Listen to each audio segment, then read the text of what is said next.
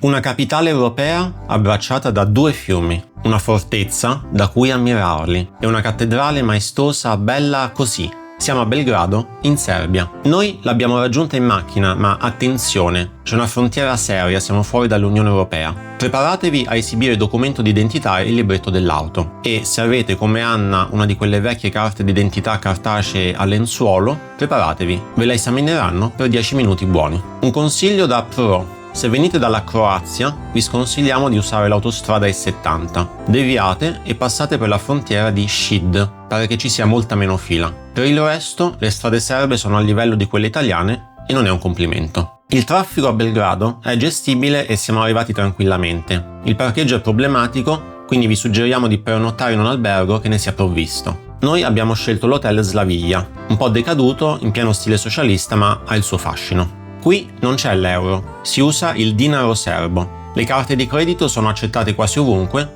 ma vi consigliamo di ritirare l'equivalente di un centinaio di euro al bancomat per piccoli acquisti o i rari casi in cui il POS non c'è. Il primo giorno andiamo subito a vedere la chiesa di San Sava, a 2 passi dal nostro albergo. È una delle chiese ortodosse più grandi al mondo e, una volta dentro, rimarrete a bocca aperta. L'interno è un'esplosione dorata. La sua storia è travagliata. Iniziata nel 1935, i lavori furono interrotti dalla Seconda Guerra Mondiale e poi dal regime socialista. L'esterno è stato completato solamente nel 2004 e i mosaici interni pochissimi anni fa.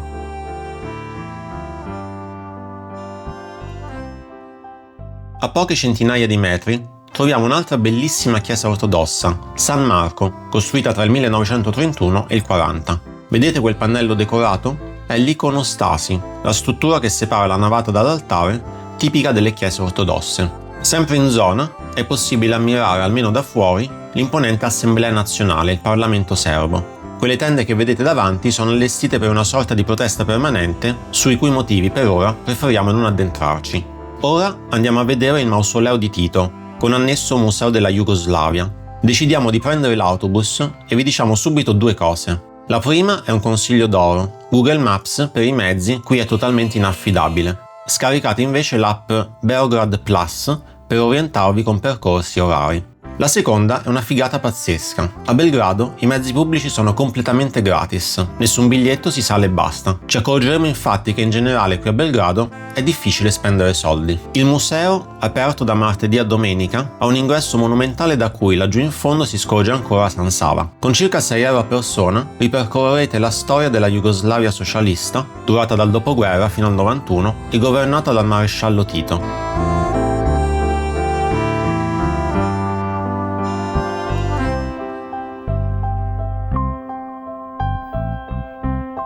Proprio qui accanto c'è la Casa dei Fiori, il mausoleo dove riposano lui e la moglie.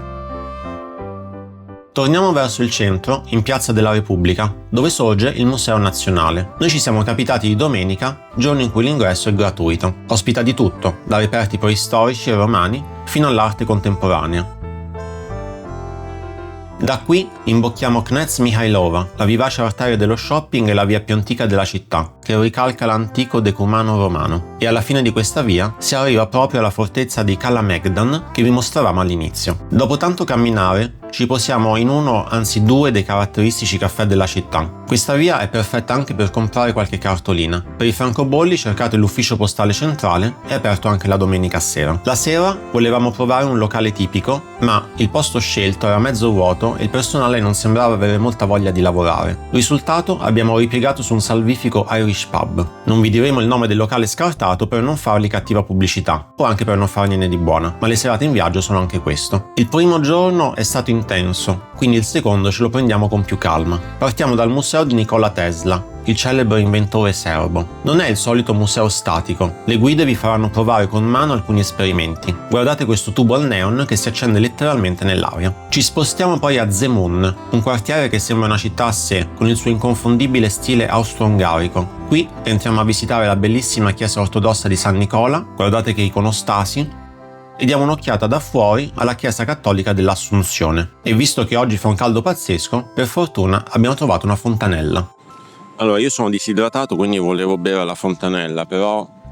La fontanella è spenta. Com'è spenta?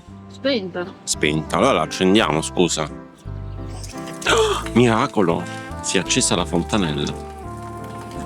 Siamo venuti ai primi di settembre e le temperature si fanno sentire, quindi ci spiaggiamo letteralmente sulle rive del Danubio a far compagnia ai cigni. Da qui è poi imperdibile l'iconica Torre Gardosh che domina il paesaggio e il fiume. Tornando su Mihailova, percorrendola fino in fondo, arriviamo a quello che vi avevamo spoilerato all'inizio del video, la fortezza di Kalemegdan. Più che un semplice castello, è un parco immenso, il cuore storico di Belgrado e il posto preferito dai locali per passeggiare. Camminare tra queste antiche mura è affascinante, ma preparatevi, perché il vero motivo per cui dovete assolutamente venire fin quassù è un altro.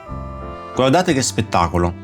Da questa terrazza si domina tutta la città, ma soprattutto si ha la visuale perfetta sul punto esatto in cui il fiume Sava si tuffa e si unisce al Danubio. Ecco i due fiumi che si abbracciano proprio sotto di noi. Prendetevi un momento per godervi questo panorama pazzesco, magari al tramonto, con la luce giusta per le foto. Per vedere meglio i fiumi abbiamo preso un battello, costo circa 50 euro in due. Vi consigliamo caldamente di fare questa esperienza nel tardo pomeriggio, al tramonto diventa tutto incredibilmente scenografico e quindi godetevi queste immagini. E non dimenticate di iscrivervi al canale per viaggiare con noi sempre in ferie. A presto!